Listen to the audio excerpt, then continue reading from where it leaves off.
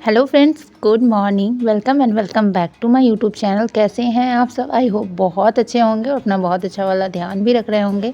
तो जैसा कि आप देख सकते हैं कि मॉर्निंग की शुरुआत हो चुकी है और जो मेरा डेली का सुबह सुबह का काम होता है उसमें मैं लग चुकी हूँ। क्योंकि आपको तो मैंने कितनी ही बार बताया ही है कि मैं सुबह बहुत जल्दी नहीं उठ पाती हूँ। मुझे उठते उठते 6 या 6:30 हो ही जाता है और जब 6 या 6:30 हो जाता है तो उस टाइम मैं पढ़ने के लिए नहीं बैठ सकती हूँ, क्योंकि उसके बाद मुझे लंच बनाना होता है और बच्चों को स्कूल भेजना होता है। तो ये काम करते करते ना मेरे पास बिल्कुल भी टाइम नहीं रहता है कि मैं सुबह बैठ के पढ़ लूँ। हालांकि मैं डेली ही सोचती हूँ, जैसा कि सभी सोचते हैं वैसे ही मैं भी सोचती हूँ, बट बिल्कुल नहीं हो पाता है। आज थोड़ी सी जल्दी उठी हूँ, इसलिए मॉर्निंग का चाय जो है वो अभी ही पी रही हूँ। नहीं तो फिर वासु को जब स्कूल से छोड़ के मेरे हस्बैंड आते हैं तो 8 बजे के टाइम में हम लोग चाय पीते हैं।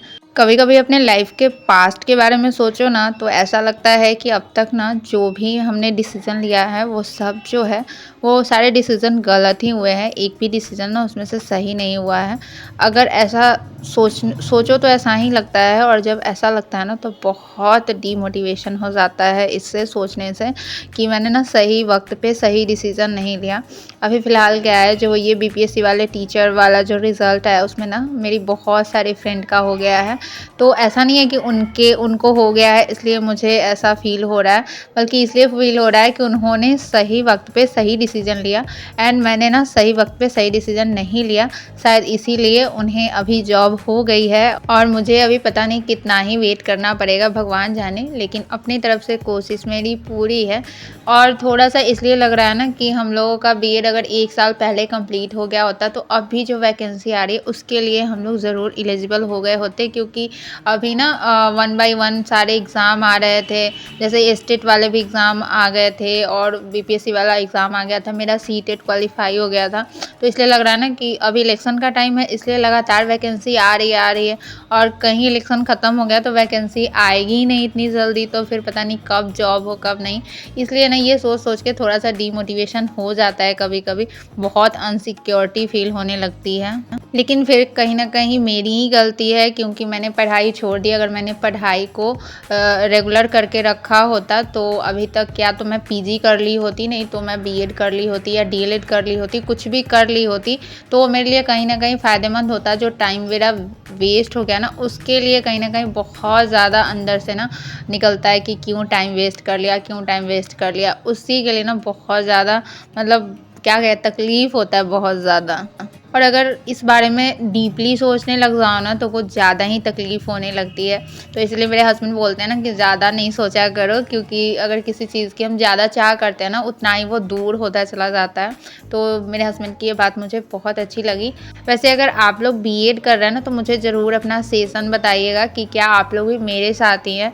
जैसे मेरा सेशन ना 22-24 है, तो क्या आप लोग का भी 22-24 है? क्योंकि 22-24 वाले को ना बहुत ज़्यादा मतलब ये है कि हम लोग को भी ले लेते, हम लोग को भी ले लेते, लेकिन नहीं ले सकते हैं, क्योंकि क्या है ना कि हम लोगों का भी एग्ज़ाम अभी होने में बहुत टाइम है और ये वैकेंसी अभी ही आ जाएगी।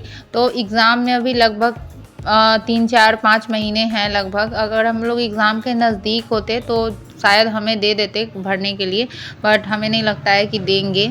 वैसे मैं बस नोटिफिकेशन का वेट कर रही हूँ कि क्या सेकेंड ईयर अपीयरिंग वाले को देंगे या नहीं देंगे, बस उसी का मैं वेट कर रही हूँ।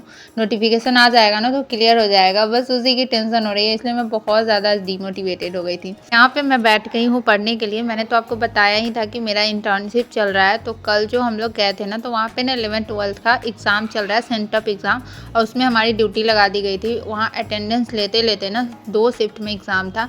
मैं इतनी थक गई ना कि मुझे मतलब आज बिल्कुल भी जाने का मन नहीं किया, तो मैंने एब्सेंट कर दिया। आज मैं नहीं गई और मैंने कल बिल्कुल भी पढ़ाई नहीं करी, तो उसके लिए मुझे बहुत टेंशन हो रही थी, क्योंकि वक्त बहुत कम है और पढ़ने के लिए ना बहुत ज़्यादा मटेरियल है, बहुत ज़्यादा पढ़ना है और टाइम बिल्कुल मिलता ही नहीं है।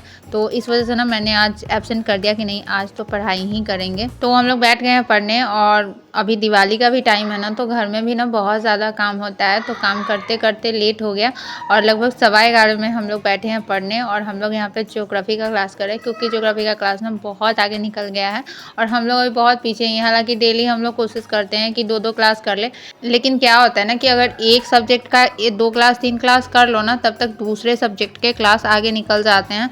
तो हम लोग का इसी तरह चलता रहता है, कभी भी ना मैं लाइव क्लास नहीं कर पाती हूँ।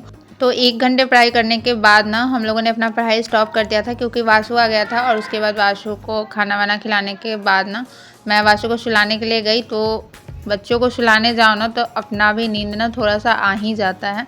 तो थोड़ा देर मैं भी सो गई थी और उसके बाद फिर हम लोग दोबारा बैठे पढ़ने के लिए। यहाँ हम लोग करेंगे हिस्ट्री की क्लास, क्योंकि ज्योग्राफी की क्लास हमने कर ली है, तो अभी हिस्ट्री की क्लास करेंगे। और आज हमने मैथ की क्लास नहीं करी। यहाँ पे मैंने पीछे वासु को भी होमवर्क करने के लिए बैठा दिया है, क्योंकि उसके टीचर भी थोड़ी देर में आ जाएंगे। अभी टाइम 2 बज रहे हैं, तो अभी पढ़ाई स्टार्ट करने से पहले ना मैं पीछे का रिवीजन कर ले रही हूँ, जो भी हमने पढ़ा है। क्योंकि रिवीजन ना बहुत मतलब मोस्ट इम्पॉर्टेंट होता है कि आप पढ़ते जाओ, उससे कुछ भी नहीं होने वाला है। साथ में आपको रिवीजन भी करते रहना होगा, नहीं तो फिर बहुत ज़्यादा हो जाएगा और फिर रिवीजन अच्छे से हो नहीं पाएगा, या फिर जब आप याद करने बैठेंगे तो बहुत ज़्यादा हो जाएगा। इसलिए जैसे जैसे साथ में पढ़ते जाओ लिखते जाओ, तो उसको याद भी करते जाओ। और मैं बिलीव करती हूँ कि थोड़ा सा ही पढ़ो लेकिन उसको याद कर लो, तो जितना ही पढ़ा वो दिमाग में गया। तो यहाँ पे ना हमने हिस्ट्री की 2 क्लास करी, क्योंकि हमें टारगेट बैच से ना समझ में हिस्ट्री नहीं आ रही थी उतनी, क्योंकि उसमें बहुत ही फास्टली पढ़ाया जा रहा था।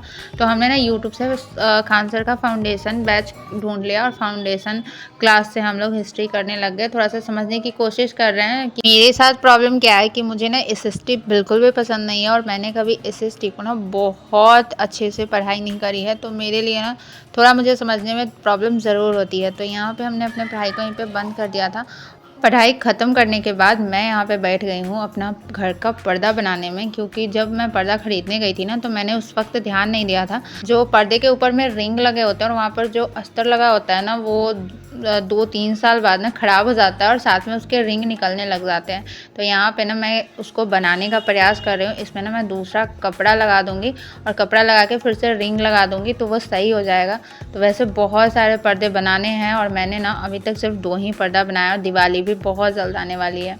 पढ़ाई इसलिए भी नहीं हो पाती है क्योंकि अभी ना मतलब एक ही शरीर है, बहुत सारा काम करना पड़ता है। दिवाली की सफाई है, बच्चे को देखना है, खाना बनाना है, फिर अपना पढ़ाई देखना है। तो मतलब एक तो हम लोग पहले से ही घर का काम अपने आप में ही ना बहुत चैलेंजिंग है, और उसके साथ अगर आप कोई और काम कर रहे हैं तो इससे बड़ा चैलेंज ना कोई हो ही नहीं सकता है।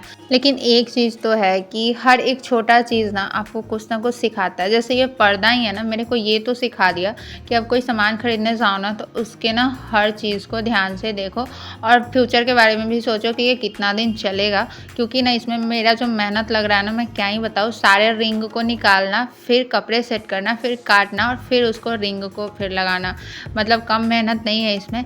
और इस तरीके से करके ना मैंने आज 3 पर्दे को बनाया है। और मैं आपको बता दूं कि मुझे ना सिलाई करना भी बहुत अच्छे से आता है, जो कि मैंने यूट्यूब से ही सीखा है। पहले मुझे नहीं आता था, मैंने कहीं और से नहीं सीखा है। बट कोरोना काल में जब सब चीज़ बंद हो गया ना, तो मैंने ना उस टाइम यूट्यूब से देख देख के खूब प्रैक्टिस करी और मैं सिलाई बहुत अच्छे से सीख गई। और अभी ना मैं अपना कपड़ा ब्लाउज़ वगैरह खुद से ही सिलाई करती हूँ। और यूट्यूब ना सच में कमाल की चीज़ है, इससे आप बहुत कुछ सीख भी सकते हैं। और अगर अपना चैनल बना ले तो अपनी फीलिंग भी शेयर कर सकते हैं, जैसे मैं कर लेती हूँ ना। मुझे बहुत अच्छा लगता है कि मैं जो भी सोचती हूँ वो आपके साथ शेयर कर लेती हूँ। आज मैं नहीं गई थी स्कूल, वैसे तो आते आते मैं थक जाती हूँ, तो मुझे ना रात का खाना ना कुछ भी एक्स्ट्रा बनाने का मन नहीं करता है। बट आज मैं स्कूल नहीं गई थी, और लिट्टी चोखा तो सबका फेवरेट होता है। तो आज ना हमने सोचा कि हम ना लिट्टी चोखा बना लेते हैं। तो यहाँ पे बैगन ना मैंने सेक लिया, और बैगन को ना मैं इसी तरह से सेकती हूँ क्योंकि मुझे ना आग पे सेकने नहीं आता है। तो मैं ना तवा पे 1 चम्मच तेल डाल के इसको अच्छे से ना सेक लेती हूँ। टमाटर और आलू को भी तवा पे ही सेक लेती हूँ। और इस तरह से जो मैं चोखा बनाती हूँ ना, ये चोखा बहुत टेस्टी बनता है। गैस के फ्लेम वाले जो बनाती हूँ ना, तो वो जल जाता है ना, तो उसका जला हुआ सा मुझे उसका टेस्ट भी अच्छा नहीं लगता, और फिर गैस भी बहुत ज़्यादा गंदा हो जाता है। और इस तरीके से बनाती हूँ तो बहुत अच्छा लगता है। इसमें थोड़ा सा नींबू का रस, अचार का मसाला या चाट मसाला डाल दो, तो चोखा ना बहुत टेस्टी बन जाता है। लिट्टी चोखा लगभग सभी आदमी का फेवरेट ही होता है। इस चोखा के साथ ना सेका हुआ लिट्टी बहुत अच्छा लगता है, बट मैं यहाँ सेकने का जुगाड़ यानी कि आग मैं कहाँ से लाऊं, तो मैं सेक नहीं पाती हूँ। और जो तवा वगैरह पे सेकती हूँ ना तो वो उतना अच्छा उसका टेस्ट नहीं लगता है, इसलिए ना मैं लिट्टी को छान ही लेती हूँ। और सच बताऊँ ना तो इसमें बहुत टाइम लगता है, इसीलिए ना मैं बहुत जल्दी-जल्दी ना नहीं बनाना चाहती हूँ, क्योंकि बहुत टाइम वेस्ट होता है। तो बहुत सोच-सोच के तो सोचती हूँ कि नहीं बनाऊँगी तब जाके कहीं मैं बना पाती हूँ। बहुत टाइम लगता है इसको बनाने में, मेरे से जल्दी-जल्दी नहीं हो पाता है।